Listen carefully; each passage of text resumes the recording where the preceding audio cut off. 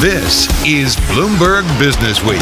Insight from the reporters and editors who bring you America's most trusted business magazine, plus global business, finance, and tech news. The Bloomberg Businessweek podcast with Carol Massar and Tim Stenovec from Bloomberg Radio. Just move on up. Move on up. All right, folks, we're staying with the markets, and actually really two particular names, because as we just talked about, we've got stocks near their lows, some nervousness. The S&P 10% down from its peak in July. But if you look at something like an Amazon, which makes up about 5.5% of the NASDAQ 100, nearly 3.4% of the S&P 500, earlier helping send stocks higher in the session, you've got Amazon really rallying in a big way and holding on to, Tim, most of its gains today. Yeah, up 7% as we speak. Help sending stocks overall higher, at least earlier in the session, Carol, although the broader market has slipped since then. Intel is also higher on the day today. The company's in the midst of an attempted turnaround in which the CEO, Pat Gelsinger, commented on, saying the chipmaker is, quote, clearly coming back. We're going to spend this time right now taking a look at both of these two very closely watched companies in the tech world. Let's start with Amazon. Let's do that. And with us right now is Poonam Goyal. She is Bloomberg Intelligence Senior Analyst for E-commerce, Athleisure, Off-Price Retail on Zoom from New Jersey. Poonam, I'm so glad we have you here, as we always do when we want to talk Amazon. You focus on the retail side of this company, but to be fair, you look at it holistically. What was the impressive, or what impressed you about the earnings and the color on the business when it comes to Amazon? Yes, thanks, Carol. So there were really two things. You know, Amazon has two really big businesses. One is the cloud business and one is the retail business. And let's start with the retail business. I think the retail business did particularly well, both on the 1P and 3P side. Sales are much stronger than expected. And that's a really good sign going into holidays, because we know that the consumers are clearly stretched for their dollars, but they're finding value in Amazon. Amazon's able to push this value again to them through Prime Days and deal days that they'll have, I think, throughout the Christmas season with Black Friday, Cyber Monday, etc. So we think that's good going into holiday. And then on the AWS side, the fact that they were more optimistic than their peers on the cloud business, seeing strength with stabilization, was really encouraging to hear on the call. And we are very positive on the cloud business longer term. The margins there, 30% plus, were obviously nice to see too. And we do think that cloud business in the longer term with scale will be over 40%. So, Poonam, why did sales for AWS just miss expectations? And I was a little confused by this move yesterday. I said it on air. I thought AWS was kind of everything. And that's, you know, whether it beat or missed was what moved the company's stock. Why are you optimistic, and why are investors still pushing shares higher, even if there was that miss on AWS? I mean, I guess it depends on how you look at the miss, right? So 12% versus the 12.4% estimate in my eyes isn't really a big miss. It was in line with what they did last quarter, meaning the second quarter. So the 12% gains relative to what we heard at both Google and Microsoft wasn't that bad. And I think really the icing on the cake here is on the call when Andy Jassy came on, and he spoke about how that they're seeing stabilization from those trends even into the fourth quarter. I think that was just really encouraging. We all know that cloud spending will pick up in a matter of time. Businesses have to move towards integrating more cloud into their network, as well as they need to spend more on AI. So Amazon is very well positioned for AWS growth in the longer term.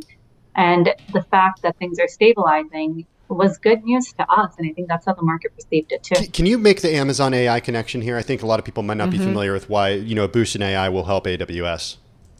Yeah, so a boost in AI helps not only AWS, but it also helps the retail side of the business.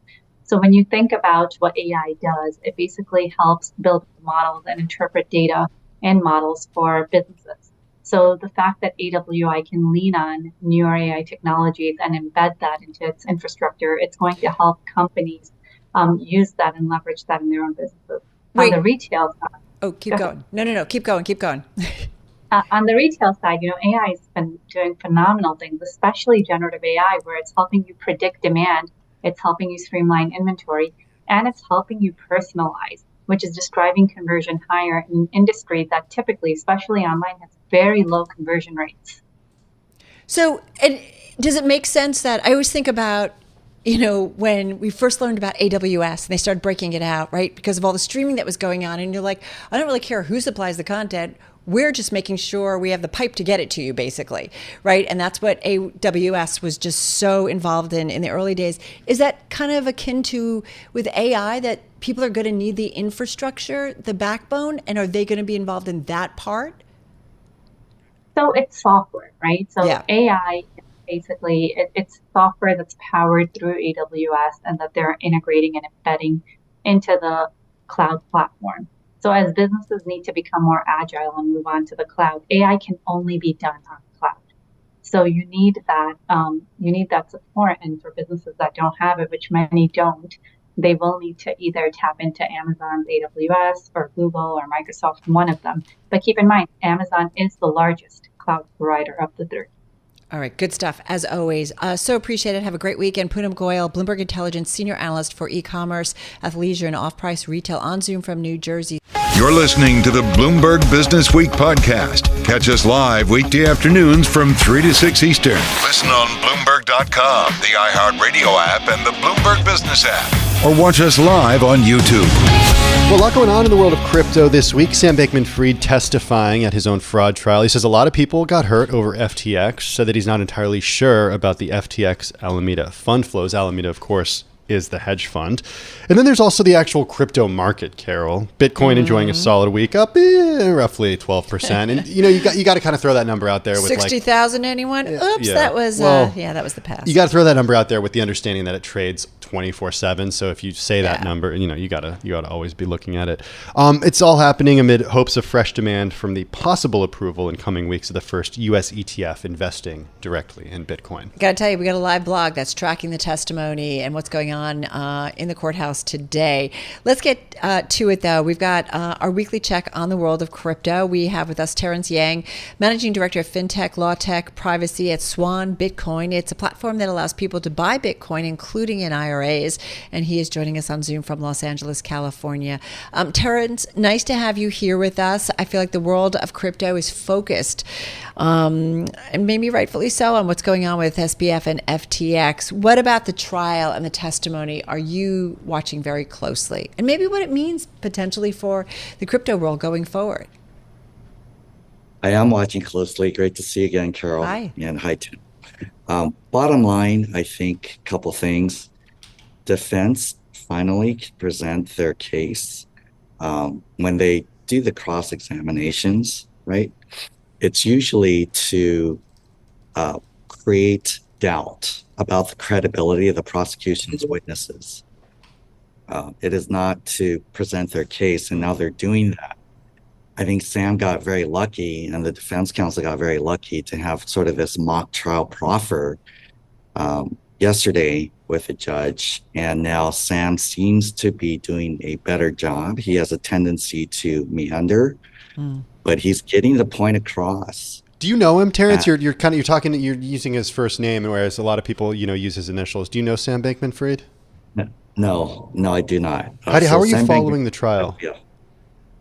I follow through X. They have a lot of good information, but also Bloomberg.com and some other sites. I agree about Bloomberg.com. There's some great stuff there. Our live blog is really, really good. No, I'm just curious because it's, we're not getting, we have to rely on, reporting from there, whereas in so many other instances, we can actually watch live feeds from what's going on in the courtroom. And, we rely on court sketches and impressions, Carol, from our reporters who are there. So it's, it's a different experience, I think, for people who are observing. Yeah. You don't necessarily see the way he's feeling, at least according to our own interpretations. So talk more about what you're seeing and what you're reading from the trial, Terrence. Yeah, sure. So based on what I'm reading and seeing, the defense is presenting a case. Sam's presenting the case that Caroline is basically the one to blame, did not hedge. He had doubts about her abilities, right? And is thinking of shutting down Alameda and other things. So you just need really one juror to get a hung jury. One juror who thinks there's reasonable doubt, does not cave.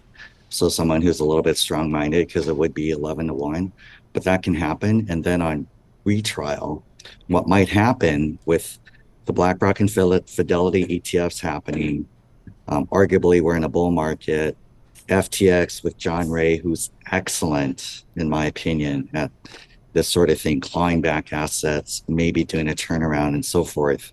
You could have a situation where maybe people don't care as much because, for example, the investment in Anthropic and other things mean that everybody gets paid, or at least the FTX investors get paid whole, 100 cents on the dollar. That's possible by the time they retry. And so that might be how he gets off. I could see it as kind of a two-step process just because there's so much evidence against him. Terrence, what's productive, though, for the crypto industry here in terms of the outcome of this trial specifically?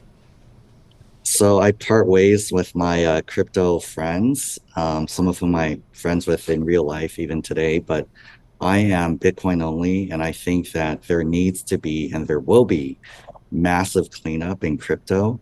You see that with Senator Lummis and others kind of asking the government the DOJ to decide kind of get off the block or not, and just issue indictments or make a decision on CZ and Binance, but also Tether.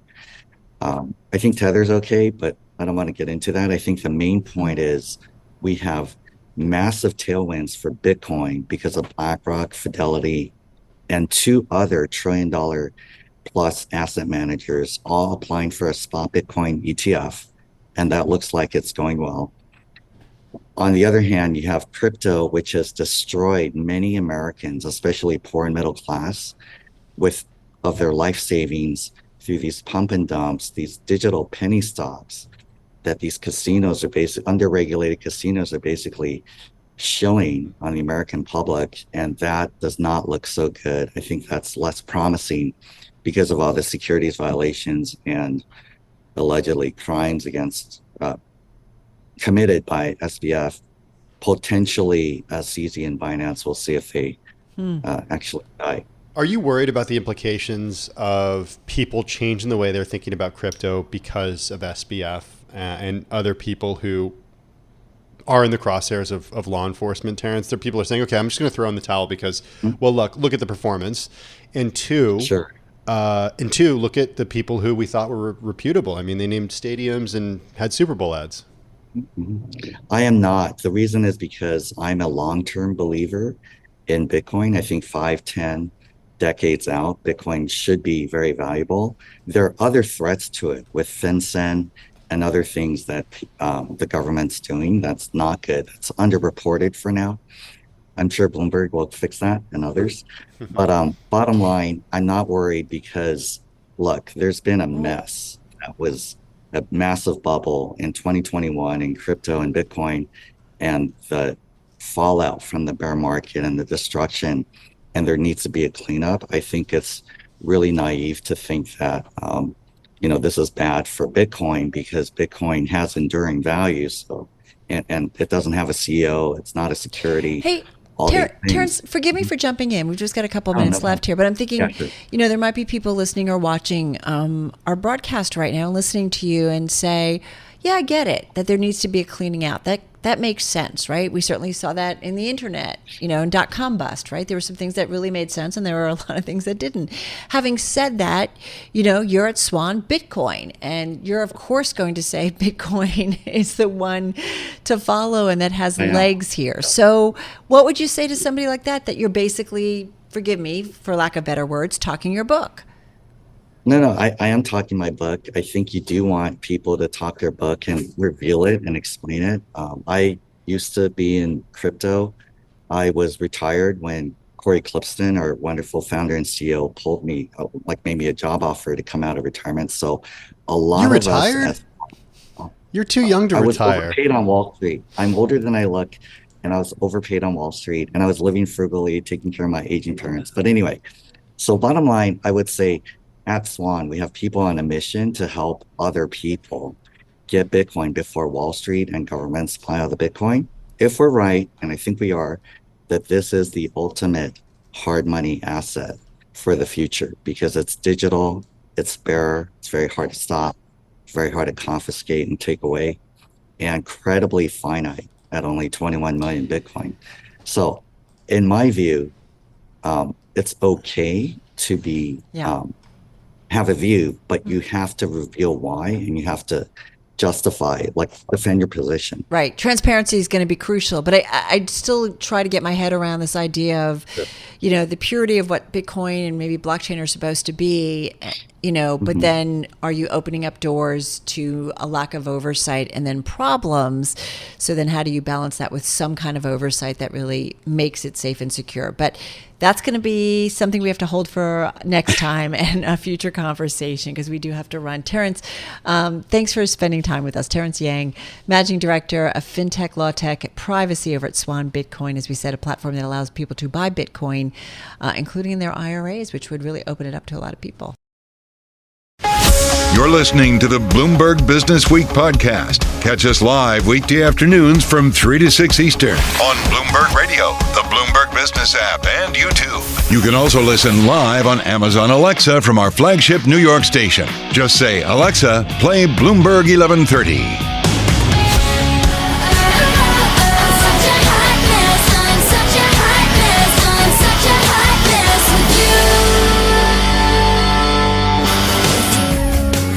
All right, it's hard to believe that a year has passed since Elon Musk bought Twitter. It seems like 3 years, to be honest. Anyway, since then, he has made the social media service smaller in almost every way. About 13% fewer users signed on each day in September compared with last October. That's according to some data from Apptopia.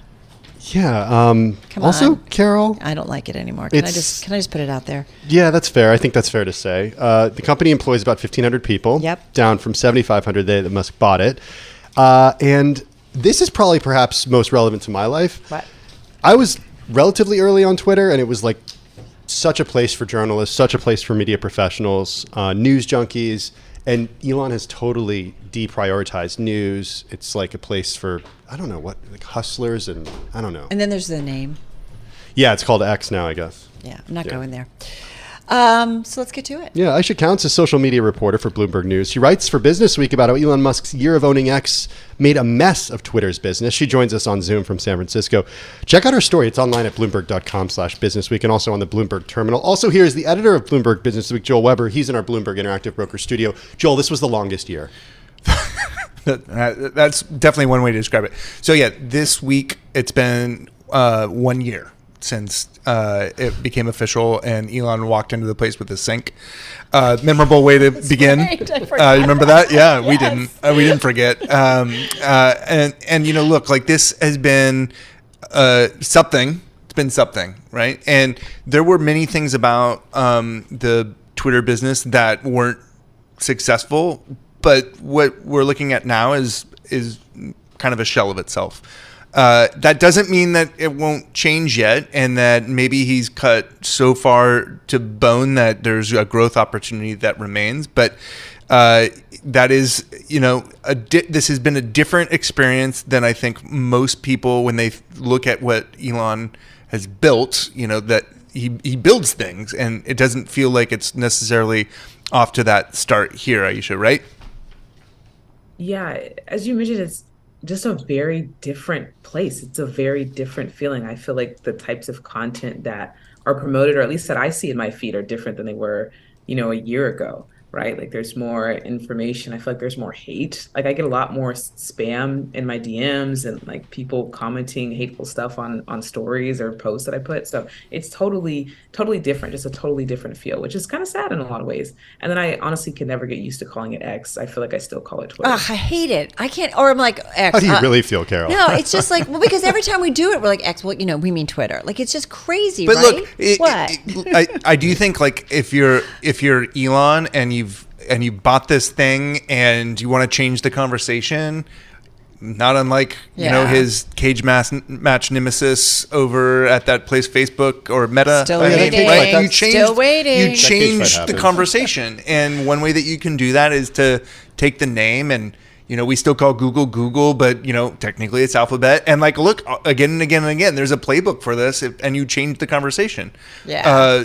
But, X is not Twitter, and, I think it's reflected. When I search for it on my phone, I can search Twitter and it pops up still, right? Mine doesn't. Yeah. Wow. Maybe because I downloaded it recently. Yeah. Because I try to always give it up a little bit. Oh, okay. Aisha, sorry, you were going to jump in there. Go ahead, please. I was just going to say the same thing, even on the web, right? You look up Twitter and it pops up, and even some of the links that they post to like their policies, it still says like twitter.com/whatever. So I feel like they're still sort of, I mean, the name brand, right, of Twitter is just so strong and so powerful. Well, And maybe there's a chance that it comes back still. So what is, look, like the numbers there were staggering in terms of the number of employees. It's kind of severe, the cuts, right? Yeah, and look, like, you remember the ones that remain, those 1,500, I'm assuming they clicked that button that was like, we promised to be hardcore, like that whole incident. But what do we think, Aisha, like, what does it look like So when he going gets deep on the here. other side of this?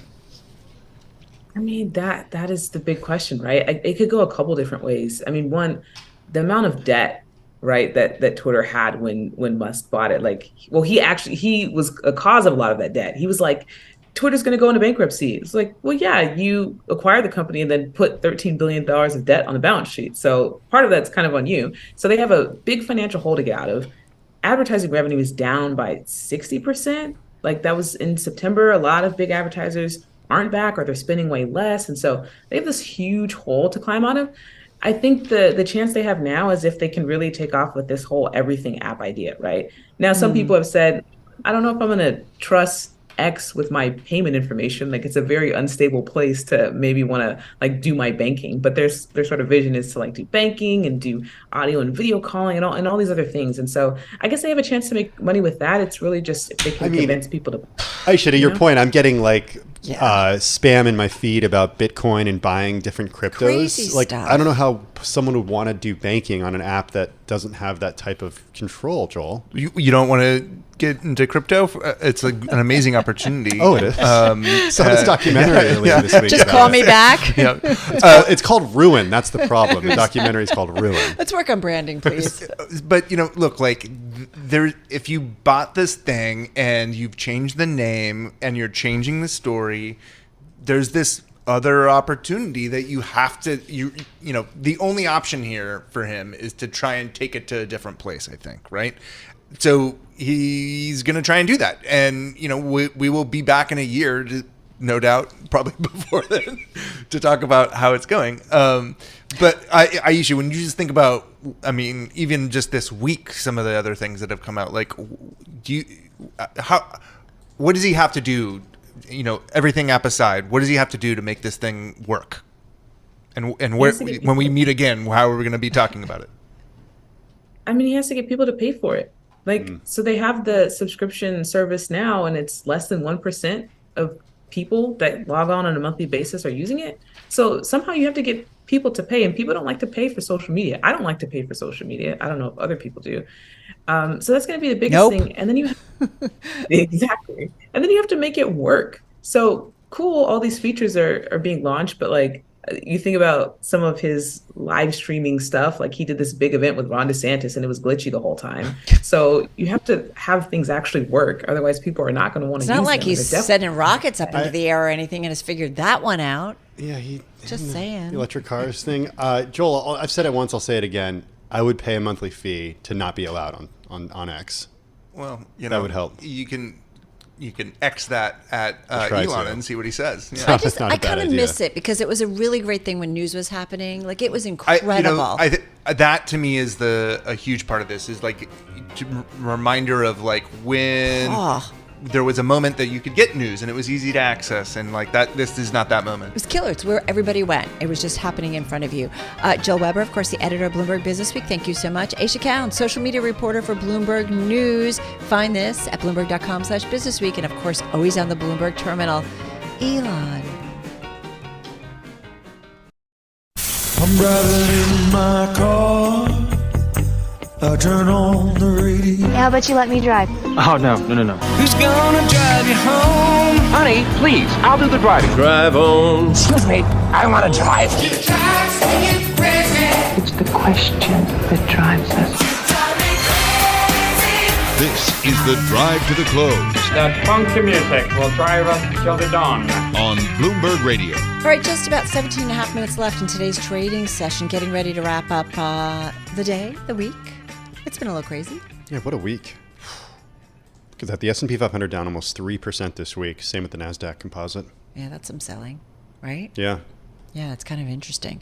In a week where we got certainly some strong economic news. Some earnings that were mixed bag. Yeah, some earnings that were mixed bag. Hot inflation. Yeah. Consumers still spending. Yeah. Taylor's still a billionaire. She is.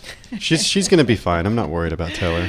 All right, let's see, though, how investors can maybe be kind of fine when it comes to their investments. Let's get to Eric Clark. He's portfolio manager at Rational Dynamic Brands Fund on Zoom in San Diego. By the way, the Rational Dynamic Brands Fund is up this year by nearly 16%, so outperforming about 96% of its peers, according to our own Bloomberg data.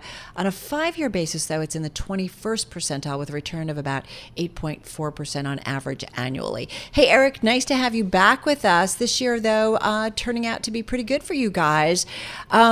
You guys focus on a bunch of names. I think Tim and I always like to ask you, though, big macro, how is it determining those names that you want to focus on? Well, how are you guys? Nice to talk again. I mean, there's a lot of macro cross currents, isn't there? I mean, between geopolitics and interest rates and the worry about a recession and a consumer that might be tapped out, which I don't agree with. There's a lot to consider. And so when there's a lot to consider, it means volatility is probably going to be higher than normal. And that gives you some opportunities to trade around your core positions. And we're being a little more concentrated in what we own. We're being very laser focused rather than being a little more broad based. And that's helped this year, certainly with some good exposure to the mega cap, let's call them the Magnificent Seven. I don't know who coined that phrase, but that's the one that we're all running with. But 75% of the fund is non-Magnificent Seven. And some of those names are having a great year too, even though the overall market has been a little sluggish and the average stock is actually flat to down on the year. So it's been a very interesting year indeed. Now, you guys, in addition to Apple and Amazon, you also have KKR, Live Nation, DraftKings. You also have Microsoft in there, speaking of Magnificent Seven. But I want to go back to something you said, Eric, that you don't agree that the consumer is tapped out. What evidence do you have to show that? Make the case for us, for our listeners, for our viewers. Yeah, sure. I mean, listen, for 2 years, we've all been overpaying for everything, right? First, we started to do it and we just did it without caring. And then we started to get mad, but we still did it. And for most cases, we're still doing it, but we're finally making choices. And we're doing a lot of trade downs, which is why we love Amazon and and Costco and a few others. But the consumer, I think some part of the consumer retail is certainly tapped out, because if you're on a fixed budget and everything that you have to buy is going up in price, then of course your discretionary spend, what's left over, isn't as robust. And so you really start making choices and you tighten your belt. But for the most part, there's also $7 trillion in money markets that nobody talks about. And our savings, yes, have been dwindling, but that formula just doesn't take into consideration, your household wealth. But aren't the people who have the $7 trillion in money markets people at the highest end of the income spectrum anyway? Well, I think generally speaking, but that, people in my own family and friends, they've just said, I'm getting zero or less, not much in my savings account at Chase. So I'm going to move that money over to my Schwab brokerage and I'm going to put it in the money market. That how long that sits is anybody's guess, but sentiment is certainly poor. I'm just saying that, as long as people have jobs, then even if we moan and groan about things, listen to what we do, not as much as what we say, because the retail sales numbers have been super strong. Right. And yet the narrative is that the consumer is tapped out and very, kind of dire. Eric, I want to ask you, it's something we just talked about with our colleagues over on the TV side on air. And we talked about a call by B of A on their way to play this market. And they say, buy boomers, sell millennials. And basically they're saying, boomers are flush with high interest rates, fattening their savings accounts. Young Americans are struggling with debt, sky-high rents, and mortgage rates that are putting home ownership further out of reach. So you forgot childcare, Carol. Yeah, there is that. There's that too. So go long That's why on no old millennials have money. people's stocks, and then avoid those whose fortunes ride on cash-strapped millennials. So American Express and cruise ship lines are in. Out is something like Revolve Group, which is a self-styled next-gen fashion retailer. So any of that play into what you are owning in your fund? Well, sure. Certainly demographics play a big role. I mean, The goal is, if you are a brand that is operating in an important spending category and you appeal to kids all the way up to older adults, and you have global sales opportunities with that demographic, that makes a very interesting setup. But we're certainly focused on the parts of spending where you either have to spend, like going to Costco, or spending using your Visa card and spending on Amazon, or you really want to spend because you've made a choice that this particular product or service is really important. So concerts through Live Nation, they report next week. I think the stock has come down way too far for the stable business that they have. Spotify wouldn't necessarily ring for a baby boomer, but it does. I'm a Gen X. Millennials and Gen Z are fiercely loyal to a Spotify, and they just turned profitable, and they said they're going to stay that way. So we're definitely focused on the demographics of what we have to spend on and what we just absolutely love to spend on. And we do have some Lilly. Lilly's the only healthcare name that we have in there, and that certainly is part of the obesity, the trade, which is kind of a demographic thing too. They have their own GLP-1 out of Indiana. What about Nike? Down 16.3% this year. Concerns over China, concerns over the consumer. Are those concerns not in the right place? Well, no, I think China is a concern in general. I think Nike's one of the biggest holdings now because it came down. So we like to add to great businesses when they're on sale. And their latest quarter was really strong. You saw Deckers today with Hoka. Don't bet against Hoka. I'm wearing them right now. There you go. The athleisure trade, I think, is Lulu's had a very strong number in their latest report and still has great growth in Asia coming. So I think there's a lot of places to be where the spending category and the brand love is really important. Yeah. And we're ignoring the rest for now. I know we're running out of time, but from the notes that you shared with our producer, Paul Brennan, you're excited to add on further dips: Apple, Google, Meta, Blackstone, and KKR. Tencent also a favorite. So interesting. Hey, we'll have to get you back real soon. Eric Clark, have a good weekend. Portfolio manager at Rational Dynamic Brands Fund on Zoom in San Diego. Yeah, little Allman Brothers. This is the Bloomberg Businessweek podcast, available on Apple, Spotify, and anywhere else you get your podcasts. Listen live weekday afternoons from 3 to 6 Eastern on Bloomberg.com, the iHeartRadio app, TuneIn, and the Bloomberg Business app. You can also watch us live every weekday on YouTube and always on the Bloomberg Terminal.